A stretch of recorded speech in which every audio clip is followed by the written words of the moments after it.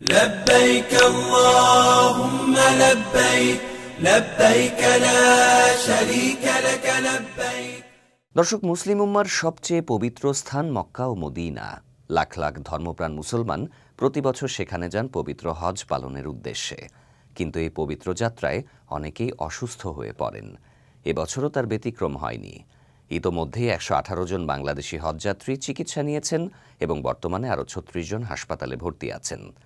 এই পবিত্র যাত্রায় কেন এত অসুস্থতা? চলুন বিস্তারিত জানা যাক। প্রতি বছর বহু ধর্মপ্রাণ মুসলমান পবিত্র হজ পালনের জন্য সৌদি আরবে যান। এটি একটি দীর্ঘ এবং শারীরিকভাবে কষ্টসাধ্য যাত্রা।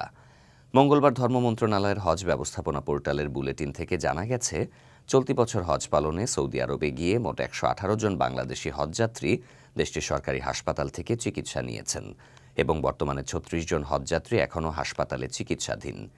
এই উচ্চ সংখ্যক অসুস্থতার পেছনে বেশ কিছু কারণ থাকতে পারে। সৌদি আরবে তীব্র গরম, দীর্ঘ ভ্রমণ পথের ক্লান্তি, হঠাৎ করে পরিবেশের পরিবর্তন এবং প্রচুর মানুষের ভিড়ে জীবাণু সংক্রমণ, এই সব কিছুতেই হজযাত্রীদের অসুস্থতার কারণ হতে পারে। বয়স্ক হজযাত্রীদের ক্ষেত্রে এই ঝুঁকি আরও বেশি থাকে। সোমবার দিবাগত রাত 2:59 পর্যন্ত ১৭১টি ফ্লাইটে মোট ৬৫,৯৪৩ জন বাংলাদেশি হজযাত্রী সৌদি আরবে পৌঁছেছেন। এর মধ্যে বিমান বাংলাদেশ এয়ারলাইন্সের ৮৯টি ফ্লাইটে ৩৩,৯৯৬ জন, সৌদি এয়ারলাইন্সের ৬১টি ফ্লাইটে ২৩,৩১৯ জন এবং ফ্লাইনাস এয়ারলাইন্সের ২১টি ফ্লাইটে ৮,৬২৮ জন হজযাত্রী বহন করেছে। এদের মধ্যে সরকারি ব্যবস্থাপনায় ৪,৫৮৩ জন এবং বেসরকারি ব্যবস্থাপনায় ৬১,৩৬০ জন হজযাত্রী রয়েছেন।